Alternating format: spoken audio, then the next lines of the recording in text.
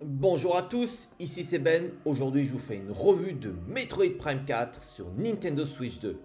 Alors j'y suis arrivé au bout et pour vous dire c'est une déception. Globalement, ce n'est pas que tout est à jeter dans le titre, mais on est très loin des grosses pointures que l'on a vues à l'époque de la Nintendo GameCube. Alors ça faisait pas mal de temps que je n'avais pas touché un Metroid Prime, donc j'avais plutôt des grosses attentes. Et on est vraiment en deçà dans pas mal de domaines. Mon verdict, on est entre 13 et 15 sur 20. Je trouve le jeu réellement inégalé. J'ai eu pas mal de mal à me mettre au début dans l'histoire, dans cette histoire psychique où on est encore l'élu. Voilà, ça m'a pas spécialement plu. Je n'ai peut-être pas lu l'histoire correctement. Voilà. Et au fur et à mesure, quand vous commencez à prendre en main un petit peu le jeu, vous allez accumuler certaines armes. Vous voyez, vous allez avoir la boule turbo, la boule araignée, les super missiles, etc. Voilà, vous allez aussi vous habituer à certaines choses. Le jeu va prendre quand même pas mal de galons et vous allez commencer à l'apprécier de plus en plus pour terminer un jeu qui est quand même assez sympa. Alors, la première chose qui est super galère, c'est la configuration. Alors, vous pouvez utiliser la manette ou le mode souris, mais c'est franchement fatigant. Les deux sont fatigants et les configurations sont fatigantes. Vous n'allez pas comprendre pourquoi on utilise le bouton de saut avec d'une certaine manière et d'une autre manière en boule morphing. Ensuite, moi j'aime avoir le mode avion, c'est-à-dire que lorsqu'on pousse le joystick, vous voyez, on va regarder vers le bas. Donc évidemment, ceci, on va pouvoir le configurer. Mais ensuite, quand vous allez avoir le rayon psychique, les commandes vont revenir à l'initiale. Et il va falloir comprendre qu'en fait, vous pouvez encore les modifier dans les paramètres. Si vous voulez, c'est pas par défaut. Et je ne l'ai pas compris immédiatement. Et c'est vers la fin, en fouillant dans les paramètres, que je me suis rendu compte qu'en fait, on pouvait modifier pour le rayon psychique et également pour la moto et autres. En fait, pour chaque arme, va falloir inverser les commandes. Waouh, super galère. Et évidemment, c'est pas facile aussi pour les boss. Quand vous avez la visée automatique et vous pouvez décaler le curseur, c'est encore à l'envers. Et je sais même pas si on peut le faire en mode inversé. Donc vous voyez, pas mal, c'est assez galère. Et il n'y a pas à dire, ça vous gâche l'expérience de jeu. Une deuxième chose ensuite qui m'a assez embêté, c'est que je n'ai pas réellement compris comment les armes que l'on obtenait étaient connectées avec l'histoire et même avec le boss et la situation. Alors vous allez vous balader, vous allez tuer un boss et vous allez avoir le super missile.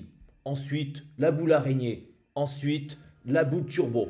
Et en fait, vous n'avez pas spécialement un boss ou un monde qui est ultra connecté. Je me souviens dans les premiers Metroid Prime, vous savez, vous voyez tellement de rails pour pouvoir monter en boule que vous vous dites, bon là, le prochain boss, c'est sûr, c'est la boule araignée. Là, pas du tout. Donc, vous avez aucune façon même de deviner. Alors, évidemment, vous trouvez des slots pour la boucle turbo, vous trouvez des murs à casser avec le super missile, ou bien certains rails pour monter en boule araignée, mais c'est pas clair du tout et je trouve qu'il n'y a pas spécialement une connexion. C'est vraiment étrange et du coup, bah, encore une fois, ça casse un petit peu l'excitation qu'on pouvait avoir. Vous savez, quand vous avez une arme après 2 heures de galère dans un monde, voilà. Donc ça, c'est assez étrange. Ensuite, on va parler du désert. Alors, certainement le gameplay le plus ennuyant du jeu. Alors, en fait, pour connecter les différents mondes, on a créé une grosse zone, une vaste zone de désert qui est extrêmement grande et donc il va falloir un outil pour la traverser et c'est là que la moto va nous servir le plus. Alors, le gameplay à la moto, c'est extrêmement ennuyant. Vous allez avancer tout droit pour aller d'un monde à un autre. Vous allez avoir quelques ennemis pour interagir, mais honnêtement, vous tirez avec des missiles qui seront automatiques pour les détruire. Voilà, il n'y a pas de danger. Vous ne pouvez quasiment pas mourir avec ces ennemis. Donc, il n'y a pas grand chose à faire. Et évidemment, pour casser un petit peu cette monotonie, on va avoir des cristaux verts un peu partout à taper. tout simplement, et accumuler. Et on va se rendre compte qu'on va pouvoir, en accumulant assez, débloquer certaines compétences.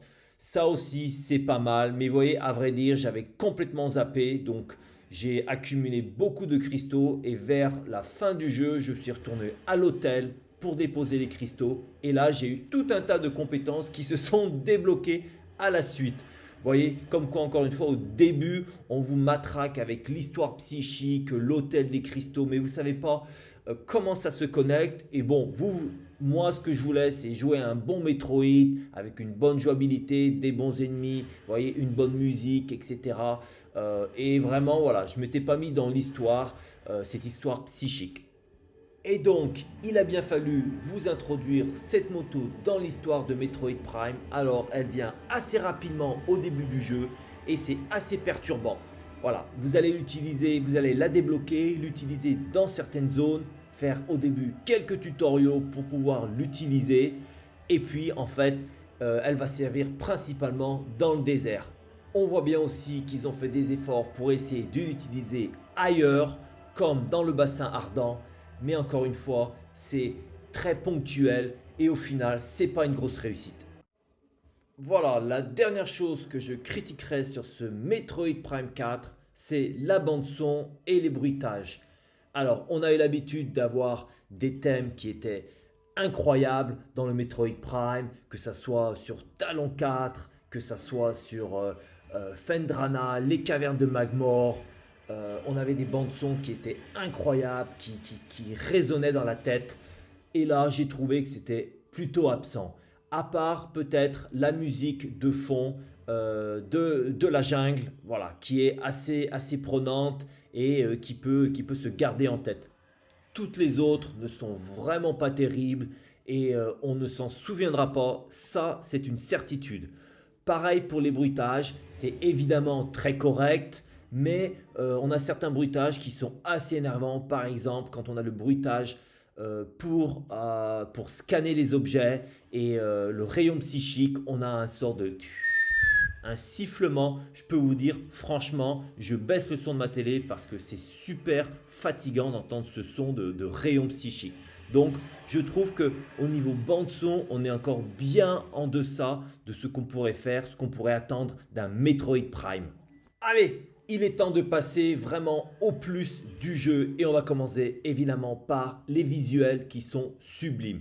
Voilà, le jeu a été développé pendant pas mal d'années sur la première Nintendo Switch 1, mais je peux vous dire que sur un bel écran 4K, en mode qualité, vraiment les visuels sont superbes, les textures sont superbes, ça ne rame pas, vous allez avoir des beaux effets, vraiment beaucoup de détails en arrière-plan, vraiment vous allez vous arrêter pendant que vous jouez et vous allez regarder certains fonds, c'est magnifique, donc là il n'y a pas à dire, ils se sont vraiment éclatés. Après, comme je l'ai dit par exemple pour le désert, la beauté ne suffit pas parce que le désert par lui-même est très beau, mais il n'y a rien à y faire ou c'est très ennuyant, il y a très peu d'interaction. Donc vous voyez, c'est une chimie qui fonctionne, mais cette chimie fonctionne énormément dans la première zone qui est la jungle. On a presque l'impression qu'ils ont tout donné dans ce premier niveau avec un niveau magnifique, des textures magnifiques, beaucoup de détails en arrière-plan, une musique mémorable et puis qu'ensuite c'est devenu beaucoup plus chaotique. Ça reste très correct, mais c'est évidemment en dessous de ce que vous allez avoir pendant les premières heures de jeu. Au niveau des boss et des ennemis, ça bouge bien aussi. On a beaucoup d'ennemis, on a beaucoup de bestioles, on a beaucoup de boss.